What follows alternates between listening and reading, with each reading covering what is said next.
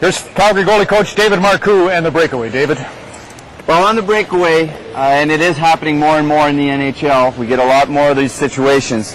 What we want to do, we want to be thinking of the Y theory instead of the T theory.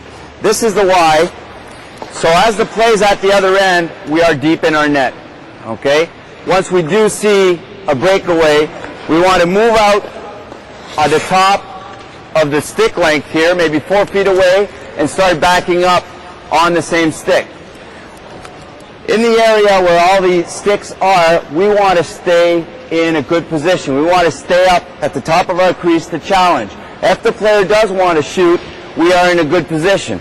We're not backing in too far in where the player can shoot and just have a lot of openings. How do you decide when to telescope back? I mean, do you base it on the speed of the forward attacking? What's your cue? Absolutely.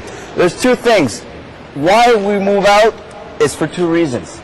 We are moving out to present a big picture to the shooter, and second of all, to get that momentum backwards. So the play is developing a lot slower than if you are in a static position at the top of your crease. The other important thing is also, once you are at the top of your crease, you can force the player to deke by staying up.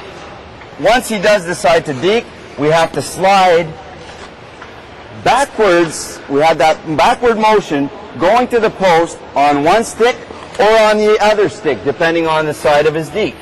But to force the player to deke, we have to stay up in the area, in the center area. Go, out, in, challenge, slide. Stop, don't move. The other important factor is to make sure that our skate is not ending up inside of the net. We want to be in a good position to make sure that everything is on the ice and the skate is outside to cover also the upper part of the net. If the player does deke, our skate is outside here, then our shoulder can make a save up top. You can log on to cbc.ca. Think hockey. Oh! Welcome back to Think Hockey with Larry Murphy. We're on the attack, 5-on-5 now, so even strength. Sean's a left defenseman and Mike is. They'll try this in a moment, but for now, it's me on left D and Larry, you're the right defenseman. What's our job here along the point to help the attack? Well, you make yourself available for your forwards. Be an option, be a pass. Don't let the opposition forwards cover you. Constant movement will free you, make you open, make you available. Think offense when you're on the blue line. I'm not saying risking. I'm not saying go charge into the net. You're a defenseman, but still, you can be involved in the offense, and the best way is make yourself an available option. All right, I will ask you about defensive responsibility in a second. Ronnie, I'll take the puck here. So I've got it. I'm obviously, I got a lot of space. That's one interesting thing. With the 4 feet now in the attacking zone, I do have time and space if I'm way out here. So what am I going to do? I get it across to you, or what do you do? The thing is, I stick on the ice. Real basic, but still, make myself available. Keep my feet moving. It makes it very difficult for the opposition forward to cover me if I'm moving laterally along the blue line. I stand still like a statue. He comes out, takes away all my options in a hurry. It serves you well. You look at all the strong offensive defensemen in the National Hockey League, Nick Lidstrom, their feet are constantly moving on the blue line, finding a lane to the net, finding a lane to their forward down deep. They don't stand still because it's too easy to be covered. And you were saying if it does happen to go over my stick or the guy's on me so fast that I make a mistake, what happens if your feet are moving? It's a lot easier to get back. Number one responsibility for a defenseman, of course, is play defense. So if something happens, and I'm sure, Ron, if you were my partner, that would never happen. No. But you cough it up. I got to be able to move and get out. Keep my feet moving allows me to get back that much quicker. Could be a difference between a breakaway and stopping the play. Let's see your stuff, Mike. Sean, you ready? Give the forward a target. The puck comes to you. That's it. Keep the feet moving. Mike, give him an option. Get towards the net. Great example, you two working in tandem together out in the blue line. cbc.ca/thinkhockey for more.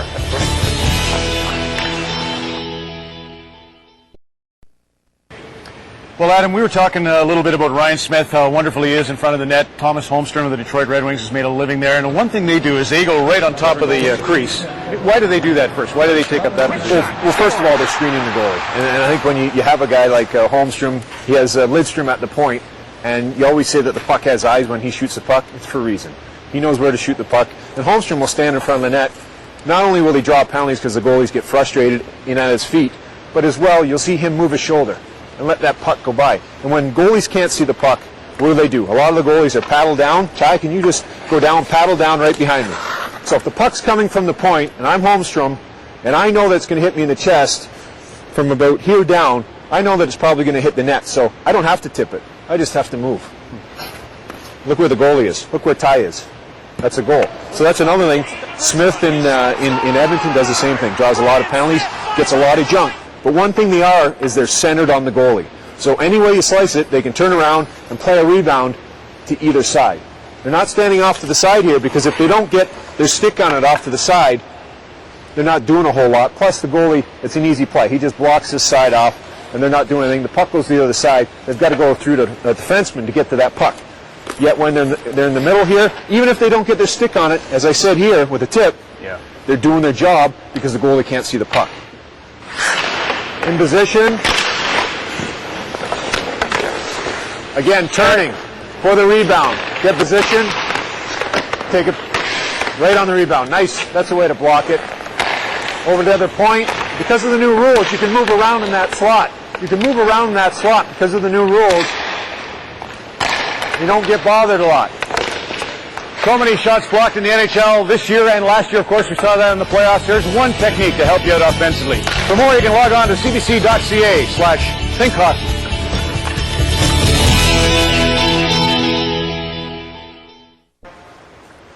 Back with Wendell Clark for the breakaway. And Wendell, here's your first secret. Go ahead. The first secret is think puck. You're thinking through the eyes of the puck. Because if I'm in a situation, body off the post, I see this half of the net. I can't see the other half of the net very well.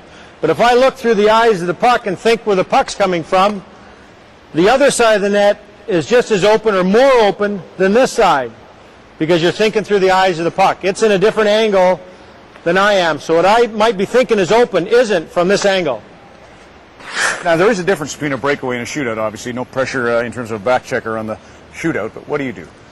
Well, I think if you're starting from center ice, and the key is to have a comfortable speed. And there's never always one right, but you always, I think, want to go off center to try to have the goalie maybe miss his angle. If you go straight in, the goalie's got a perfect angle. You don't make him work. But if you go off and then come back to the middle, you might find the goalie loses his position a little bit and gives you a chance to shoot.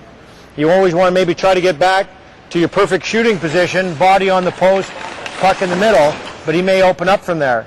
And with speed, it's not really slow, it's not really fast, because it's tough to handle a puck going too fast, but going too slow, it's easier for the goalie to pick up your tempo.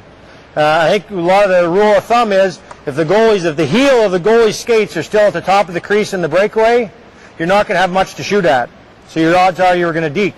If his feet are close to being in the crease, you're going to have something to shoot at because he's lost some of his angle. And that's the whole idea about changing angle, maybe changing your speed, but coming with enough speed to force him to think a little bit as he's backing in his net. So you need your head up for that read. And what about puck at your side, puck out in front? You always say that gives away the deke when it's out in front of you, but...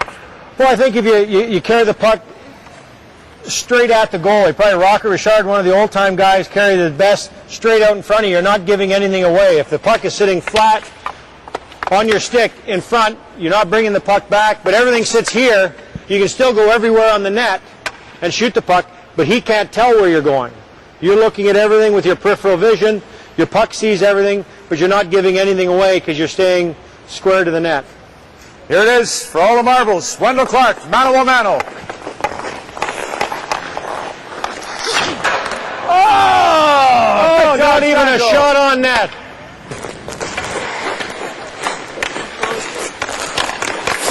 Good save. CBC.ca/thinkhockey for more.